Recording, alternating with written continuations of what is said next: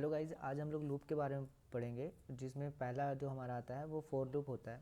तो बेसिकली पहले हम लोग जानते हैं कि लूप का इस्तेमाल क्यों करते हैं हम लोग।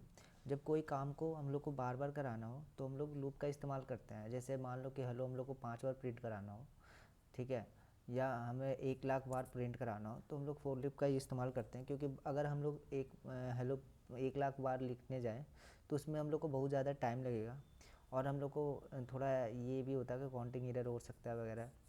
तो इसलिए हम लोग फॉर लूप का यूज करते हैं, ठीक है। तो उसमें एक रेंज फंक्शन आता है। रेंज फंक्शन बेसिकली वो फंक्शन है जो कि एक स्टार्टिंग पॉइंट देता है कि कहाँ से स्टार्ट करना है, उसके बाद कहाँ पे लूप को रुकना है। मान लो 1000 बार प्रिंट कराना है तो 1000 पे रुकेंगे, और ये बताएगा कि कितने मतलब हर लूप चलने के बाद कितना उसको इंक्रीमेंट करना है उसके स्टार्टिंग पॉइंट में, ठीक है। तो यही है हमारा फॉर लूप। तो मान लो कि हम लोग पहला एग्जांपल देखते हैं हेलो को प्रिंट करा के। मान लो हम लोग को कोई यूज़र बोला कि हेलो को 5 बार प्रिंट करा के दिखाओ, तो कुछ नहीं, four I in range 5 bar print कराना है तो हम लोग 1 ले लेते हैं और 6 और स्टेटमेंट प्रिंट करा लेते हैं हम लोग हेलो। तो हमारा हेलो 5 बार प्रिंट हो गया है, ठीक है।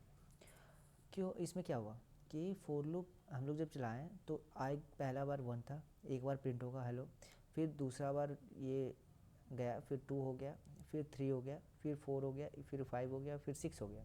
और जब 6 हुआ तो देखा कि जो लास्ट पॉइंट होता है रेंज में, ये जो एंड पॉइंट वो इंक्लूडेड नहीं होता है, एक्सक्लूडेड होता है रेंज फंक्शन में, ठीक है।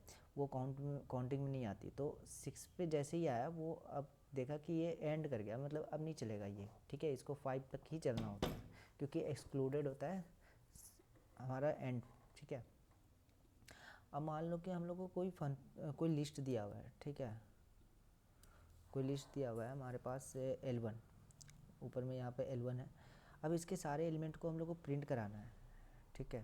तो हम लोग कैसे करेंगे, फॉर लूप का यूज करेंगे। फॉर आई इन एल, जो भी है यहाँ पर, जो भी है, टपल हो, लिस्ट हो, डिक्शनरी हो, सेट हो, उसके जितने भी एलिमेंट वगैरह प्रिंट कराने हो तो हम लोग सीधा लिखते हैं कि अगर जो भी एलिमेंट है, आई यहाँ पर बेसिकली एलिमेंट को रिप्रेजेंट कर रहा है लूप में, और जो भी लिस्ट में एलिमेंट है उसको, लिस्ट का एलिमेंट को आई रिप्रेजेंट कर रहा है, जो भी लिस्ट में एलिमेंट है उसको हम लोग प्रिंट कराना है। तो प्रिंट एलिमेंट को कराना है हम लोग को।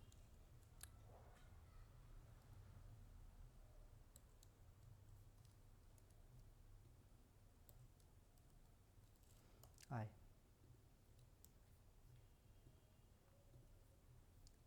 तो हमारा देख सकते हैं गाइस, यहाँ पर बनाना, एप्पल, जो भी एलिमेंट है इस लिस्ट के वो प्रिंट हो चुके हैं, ठीक है। अब मान लो कि कोई हम लोग को बोला कि हम लोग को टेबल प्रिंट कराना है 2 का। कोई भी यूज़र बोला कि टेबल प्रिंट कराना है 2 का हम लोग को, और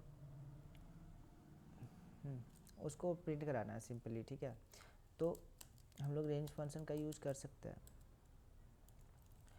1 to 11, लास्ट इंक्लूडेड नहीं होता, 10 तक तो करना ही है हम लोग को। सो हम लोग क्या करेंगे, प्रिंट 2 इंटू आई, ठीक है। सेव करके देखते हैं तो हमारा पे यहाँ पर 2 का टेबल प्रिंट हो चुका है रेंज फंक्शन की मदद से, ठीक है। वैसे ही आप बहुत सारे ऑपरेशन कर सकते हो जो कि फॉर लूप, जो कि आपको बार बार लिखने का हो, या बार बार एक ही चीज़ को प्रिंट कराना हो, या फंक्शन को कॉल करना हो, तो हम लोग लूप का यूज़ करते हैं कि उसका मतलब कोड का लिखने में अच्छा लगे दिखने में, और कॉम्प्लेक्सिटी ज़्यादा ना हो कोड का लिखने में, ठीक है। Thank you.